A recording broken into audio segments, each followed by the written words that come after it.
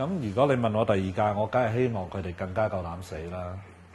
咁夠膽死嘅意思就係佢哋係 think different 咯，即係一定要係唔同我哋一般人嘅諗法咯。但係佢又能夠用佢嘅諗法去好順利去講完佢嘅故仔啦。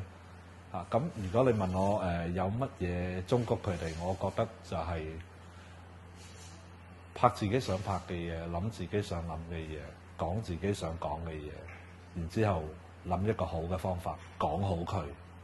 咁但係反而我哋最大評估嘅準則係咩呢？我哋假設佢嘅劇本已經係 work 㗎啦，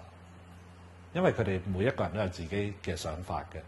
我哋反而擔心嘅係佢點樣講好呢一個故仔，佢有冇能力去講好呢個故仔，不論喺創作上或者係製作嘅現實上。咁所謂我哋嘅見面會或者係佢哋嚟做 presentation， 我哋更大嘅程度咧，其實我哋唔係好聽佢講個故仔嘅，反而我哋好希望了解佢係點樣，佢打算點樣用影像同聲音去將呢個故仔講出嚟。而佢有冇能力喺現實嘅限制之下，去將呢個故仔講到出？其實仲有一樣嘢好重要，喺面對面嘅時候，我哋係睇到個決心，真係一個好大嘅 tips 嚟嘅。即係每一個團隊嚟，或者每一個參賽者嚟，佢一定要俾我哋睇到，究竟佢做咗幾多嘅準備，同埋佢打算去犧牲幾多嘢。